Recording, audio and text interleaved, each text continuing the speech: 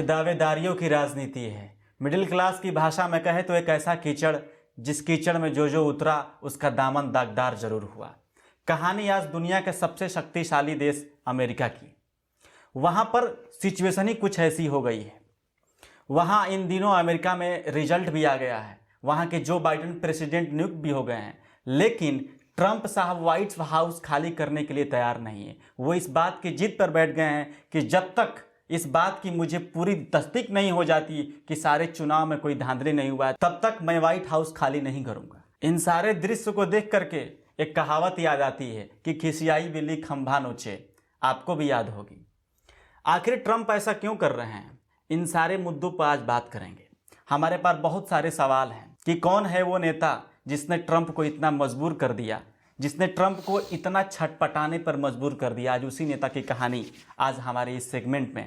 मेरा नाम अतुल कुमार है, आप देख रहे हैं नया लुक। हमारे साथी स्वामी जी भी हैं। इन सारे मुद्दों पे बात करेंगे, लेकिन आज हमारे पास कुछ प्रासंगिक सवाल भी हैं जो बाइडन के लेकर के कि कौन है ये जो बाइडन, क्या है उनके व्यक्तिगत जीवन की कंट्रोवर्सीज, और कैसे एक एकेडमिक में बहुत ही पुअर परफॉर्मेंस देने वाला लड़का आज दुनिया के सबसे शक्तिशाली देश का राष्ट्रपति बनने जा रहा है। क्या है उनके जीवन की वो व्यक्तिगत घटना, वो ट्रेजेडी जिसने उस आदमी को अंदर से इतना कचोटा कि वो राजनीति में दमखम भरने के लिए उतर गया, उस रणभेरी में अपना भी हुनर दिखाने के लिए उतर गया। इन सारे सवालों के ऊपर बात करेंगे कि कई सारी चीज़ें हैं। तो इनमें सबसे पहला सवाल जो हुंकार की तरह गूंजता है आप सबके सामने, तो ये कौन है जो बाइडन? जोसेफ रॉबिनेट बिडेन, अच्छा, इनका पूरा नाम है। अच्छा। फर्स्ट वाइफ होती है इनकी नीलिया हंटर। कहानी शुरुआत होती है 25 साल के एज से, जब ये मध्यम वर्गीय परिवार में पैदा हुए और ये अपने परिवार में चौथे सिबलिंग्स में से एक थे।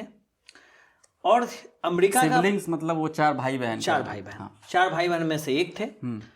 और अमेरिका का one of the youngest senator चुन के जाता है 30 साल की उम्र में। 30 साल की उम्र। लेकिन कहानी ये चीज नहीं होती कि 30 साल की उम्र में ये सीनेटर चुन के जाता है। 29 साल की एज की जब ये रहते हैं, उस समय इनका परिवार एक एक्सीडेंट में पूरा परिवार से बेटा को छोड़ के पूरा परिवार खत्म हो जाता है। अच्छा। और जब ये डेलवेयर एक जगह है जहां का वे शपथ ले रहे होते हैं सीनेटर का, तो ये हॉस्पिटल से लेते हैं। अच्छा, ये हॉस्पिटल से इनकी जो शपथ ग्रहण है वो हॉस्पिटल से हुई है, जो पहला सीनेटर का जो इनका शपथ ग्रहण है। हाँ, 30 साल के उनमें जब ये सीनेटर बनते हैं, तो ये सीनेटर बनते के साथ जाके वॉशिंगटन में नहीं बैठ जाते हैं। हाँ।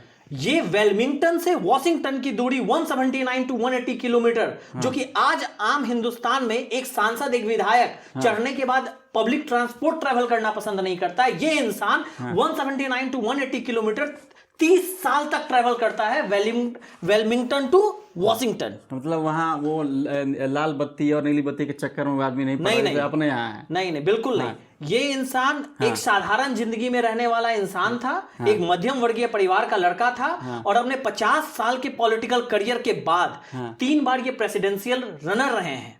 3 बार प्रेसिडेंशियल कैंडिडेट के लिए रनअप रहे हैं ये, और 50 साल का इनका पूरा पॉलिटिकल करियर है। उसके बाद ये बराक ओबामा के साथ ये डेप्यूटी के तौर पे काम किए हैं 2 बार लगातार। और बराक ओबामा ने इन्हें बहुत बार कमेंट भी किया है। मतलब इनकी जो वर्क है उनकी तारीफें भी बहुत ज्यादा हुई हैं। अच्छा। और इनका जो एम्फेसाइज ये डालते थे, इनका एक और चीज रहा है, इन्वायरमेंट को लेकर के पूरे वर्ल्ड में ये बहुत मतलब सीरियस हैं कि वो इन्वायरमेंट को लेकर के बहुत सीरियस, इन्वायरमेंटल इश्यूज को लेकर के बहुत सीरियस रहते हैं। अच्छा। इस वजह से ये पब्लिक ट्रांसपोर्ट ज्यादा प्रेफर करते थे। और आपको जान के आश्चर्य होगा कि वेलमिंगटन स्टेशन, चूंकि ये 30 साल तक वेलमिंगटन से आपको ट्रेवल करते थे वॉशिंगटन तक, तो वेलमिंगटन स्टेशन का नाम जो है वो जो बिडेन रेलवे स्टेशन भी रखा गया है। इनकी जो फर्स्ट वाइफ थी नीलिया, उनका देहांत हो गया था एक्सीडेंट के बाद, नीलिया हंटर का। और इनके पुत्र का भी जो है बाद में कैंसर से वो भी मर गए थे। तो जब इनका बेटा जब मरा तो इनको बहुत बड़ा सदमा लगा, और उसके बाद ये पूरे अमेरिका में हेल्थ सिस्टम जो था उसको लेकर के, मतलब एक जो कहते हैं ना कि नवयुग की शुरुआत करने पे ये बहुत ज्यादा एम्फेसाइज किया। मतलब वो जो ट्रेजेडी हुई इनके साथ, वो जो एक्सीडेंट वाली, उस एक्सीडेंट वाली ट्रेजेडी को लेकर के सोचे कि अब मतलब अगर ये हादसा अगर और भी किसी अमेरिकन के साथ ना हो, है ना, इसके लिए अवेयरनेस और बड़ी बड़ी हॉस्पिटल और इनके ऊपर वो काम करना शुरू कर देते हैं। नहीं, बात बस वहां तक नहीं थी। हाँ। बात था कि इनके बेटा का कैंसर हुआ, हाँ। और उसका इलाज अमेरिका ऐसे जगह पे नहीं हो पाया। तो जब अमेरिका जैसे जगह पे नहीं हो पाया तो ये वहां पे जाकर के फिर कहने लगे सरकार के खिलाफ। ये जो प्रॉपर्ली इनकी जो पार्टी है वो डेमोक्रेटिक पार्टी से आते हैं, डेमोक्रेटिक पार्टी, ठीक है। JF कैनेडी भी, जॉन एफ कैनेडी भी इसी पार्टी के थे। तो ये प्रॉपर्ली उस पार्टी से आते हैं और इन्होंने बहुत जागरूकता अभियान भी चलाया और इनकी जो हेल्थ पॉलिसीज रही हैं उसको लेकर के, एनवायरनमेंट को लेकर के ये बहुत ज्यादा हर वक्त इस चीज पे बहुत ज्यादा कॉन्शियस रहे। तो मतलब अमेरिका के इतिहास में बहुत सारी चीजें, नई नई चीजें करने वाले, मतलब वहाँ की हॉस्पिटल वाली व्यवस्था को उन्होंने बहुत अच्छा करा, वहाँ की पर्यावरण के ऊपर और इन्वायरमेंट के ऊपर बहुत अच्छा काम करा उन्होंने, है ना स्वामी जी। लेकिन अब आगे बढ़ने का मौका है और सवाल बहुत ही बड़ा है, क्वेश्चन मार्क भी बहुत बड़ा है कि इनके जो व्यक्तिगत जीवन के जो कंट्रोवर्सीज हैं वो भी पब्लिक डोमेन में बहुत, समझ रहे हैं ना, वो काफी एक मुद्दा बनाने वाले टॉपिक हैं। तो जरा इनके कंट्रोवर्सीज के बारे में बताइए। कंट्रोवर्सी इनकी कुछ ऐसी रही है कि पहली बात, इन्होंने एंटी एबॉर्शन लॉ को, एंटी एबॉर्शन लॉ जो था वहां पे, गर्भपात के अगेंस्ट उसको सपोर्ट किया था इन्होंने। अच्छा। 2002 में जब अमेरिका सैनिक 2002 में जब इराक में जब अपना फुट रखी थी, कदम रखी थी, तब भी इन्होंने सपोर्ट किया था और बहुत ज्यादा कंट्रोवर्सी में आए थे। उसके बाद इनको कहा जाता है क्रीपी जो। क्रीपी जो के पीछे है कि ये किसी भी लड़की को देख करके बहुत ज्यादा उसमें मतलब चिपकने लगते हैं और उस तरह का इनका नाम है, वहां पे एक निकनेम है क्रीपी जो। अच्छा, ठीक है। और हेनरी क्लिंटन के साथ भी इनकी बहुत ज्यादा मतलब उसको एक बार हक कर लिए थे तो छोड़ नहीं रहे थे, इस तरह का वो चीज चला। 1970 में थोड़े से नॉटी और जॉली टाइप के नेचर वाले हैं, काफी हैंडसम रहे हैं ये अपने टाइम में। मतलब एक जो यूथ होता है अपने टाइम में इनको कहा जाता था कि हैंडसम, मतलब बहुत ज्यादा ये हैंडसम लगते हैं, ठीक है। उसके बाद 1970 में अब देखिए इनकी कंट्रोवर्सी, आज जो अमेरिका में जो आज रेसिज्म पे बहुत बड़ा, मतलब डोनाल्ड ट्रंप के खिलाफ इतना बड़ा वो चलाया गया, एजेंडा चलाया गया। क्या इन्होंने भी तो बिल को, बुशिंग बिल जो थी, बुशिंग बिल में क्या था कि जो मतलब ब्लैक्स जो थे, मतलब उसमें रेस के बेसिस पे डिस्क्रिमिनेट किया गया था, उसको इन्होंने सपोर्ट किया था 1970s में। और आज डोनाल्ड ट्रंप को उसी के लिए उन्होंने खींचा है, ठीक है। पूरा मतलब अमेरिका जो है वो कह रहा है कि डोनाल्ड ट्रंप एक मतलब रेसिस्ट है, बट 1970s में इन्होंने भी तो अपोज किया था, मैंडेटरी बुशिंग को इन्होंने अपोज किया था। अच्छा। तो ये सारी चीजें इनके साथ भी रही है, कंट्रोवर्सी से जुड़े रहे हैं। 2015 में इनके बेटे का वो डेथ हो जाता है, उसके बाद ये मतलब काफी ज्यादा वो अपने हेल्थ सेक्टर को लेकर काफी ज्यादा एक्टिव हो जाते हैं। अच्छा, कंट्रोवर्सीज ये सारी रही हैं। तो इसी के साथ स्वामी जी अगला सवाल ये भी आता है कि ट्रंप साहब तो अब हार गए हैं, है ना, करारी मात मिली है इनके साथ, जो वो एक्सेप्ट नहीं कर रहे हैं, उनके गले से उतर नहीं है बात, मतलब ट्रंप साहब के गले से नीचे बात ही नहीं, उनको ये हलक में जा रही है, उनको पच ही नहीं रहा है बात कि हम हार गए हैं, है ना। तो वो जीत पे बैठ गए। तो जरा इनका रिलेशन भी समझिए पब्लिक को, अपने दर्शकों को, कि ट्रंप का रिलेशन क्या है बाइडेन के साथ। देखिए, जैसे हिंदुस्तान में दो पार्टी, मतलब वहां पे दो पार्टी सिस्टम है, ऐसे इंडिया में भी दो पार्टी सिस्टम है। पहला एक कांग्रेस है, एक बीजेपी है। मतलब जो आप कह रहे हैं कि जो भी नेशनल लेवल पे पार्टियां हैं, वही जनरली कम्पीट करती हुई दिखती हैं। ऐसे ही वहां पे दो पार्टी सिस्टम है, पहला है रिपब्लिकन, दूसरा है डेमोक्रेट।